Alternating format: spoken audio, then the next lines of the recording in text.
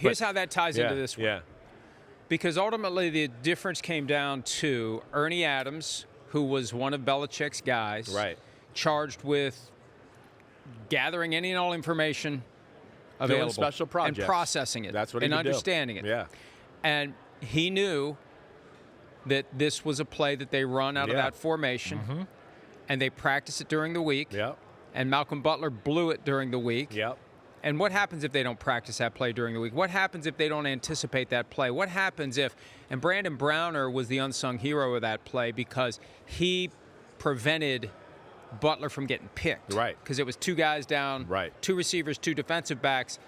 Butler was supposed to get picked, and Brandon Browner kept that from happening. So this is an example of the self-scouting and the scouting, like the scouting of the opponent and the failure to know your own tendencies. It all came down to that. I mean, Super Bowls are won and lost on those moments. Now, usually they're sprinkled throughout a season, and they're indistinguishable. They don't stand out. It happens on a third down in the third quarter where the difference is made. But we were talking about this kind of stuff after the Patriots beat the Broncos last Sunday. That Mike Vrabel... They don't luck into this Mike stuff. Vrabel had the right call for the 4th and short. And it's all about, should Peyton have gone for it? Should Peyton have called that play? Well, no, it's the Patriots were ready for it, and they fooled them, and they dropped out of the defense they were showing them, duping them into still running the play, and they snuffed it out. That's right. That's why it feels like the Patriots have a little bit of that mystique, because Vrabel has that little Belichick Parcells way. I'm struggling with this pick. I hear you. It's going to be a close one. But, yeah, he found ways in that game, right? There's 3 plays you can go. Drake May's keep at the end of the game, the stopping of Sean Payton and Stidham on the 4th and 1 early on in the football game, and then the play we showed for the interception last week. The delaying off the field. Of the substitution. Those were 3 coach-induced advantages that they got because Vrabel understands the game, understands situations, and that's what's awesome about this Patriots team. It's what's awesome about this matchup in general. I mean, this matchup is, for the first time this week, shitting on all the narratives in the NFL. Yeah, welcome to the Super Bowl, baby. It's official now, all right? But, yeah, they are. I mean, defense. We want an offensive genius. We need an offensive genius. Oh, well, Mike Vrabel and Mike McDonald are not offensive geniuses. They are defensive geniuses. Screw all you offensive geniuses out there. Then on top of that, right, the quarterback thing. Well, it's hard to get to the Super Bowl with a second-year quarterback. Oh, okay, Drake May's there, so eat all that. And then the ultimate one is Sam Darnold. I mean, again, this just proves everybody out there. We don't have a quarterback problem in the NFL. We have a lack of smart offensive people problem in the NFL. As you see, Baker Mayfield, Sam Darnold. We can go down, Geno Smith. Don't undercut your opening point. Yeah, well, well, what do you mean? Because you're saying, screw all you people that say we need an offensive genius. Oh, but we need an offensive genius to get more out of the quarterback. Well, and that no, leads but to you're my not response. necessarily. But Mike McDonald may be screwed next year because Clint Kubiak, by all indications, we're going to talk about this later, he's going to become coach of the Raiders unless he backs out Josh McDaniels style.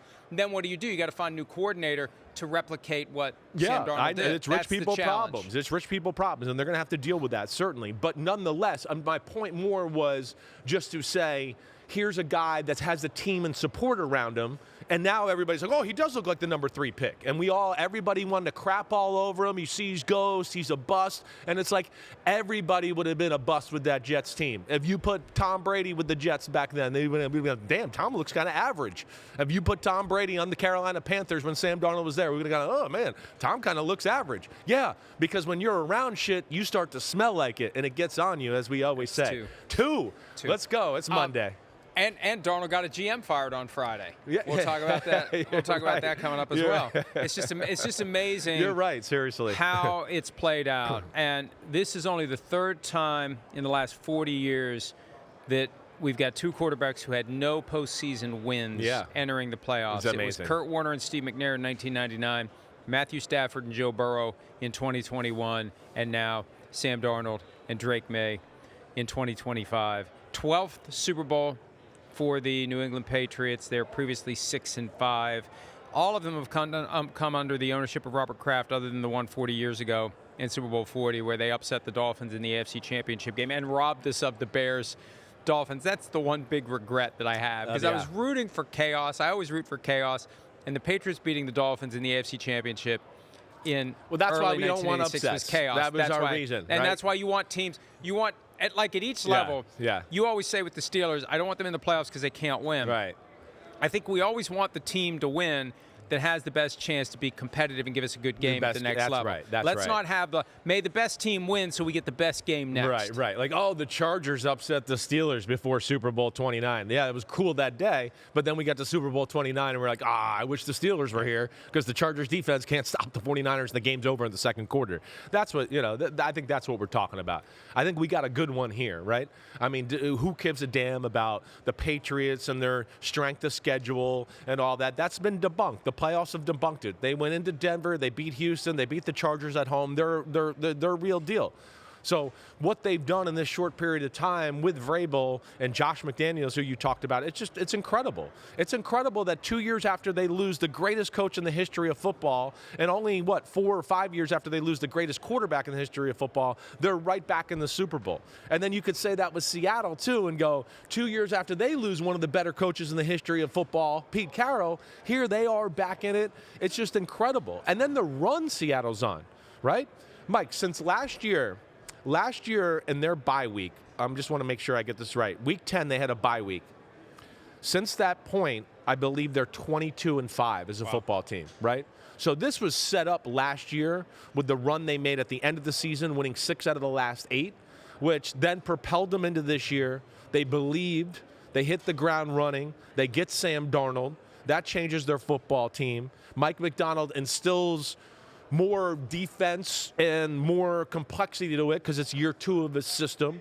Everybody understands it that way. They get Clint Kubiak, as you alluded to, and he had history with Sam Darnold. So that all made sense and worked. So it was like truly rising as we watched it, and then they made the necessary moves to make sure all the stars aligned to a good football team, whether that was get Kubiak, get Sam Darnold, the big-time trade to get Rashid Shaheed. The Seahawks have made all the proper moves here, and it's an incredible story as well for what Mike Macdonald's done in a 2-year span to turn this whole thing around. Hi, it's Mike Florio. Thanks for watching PFT on YouTube. Hit subscribe for the latest news and analysis from Pro Football Talk.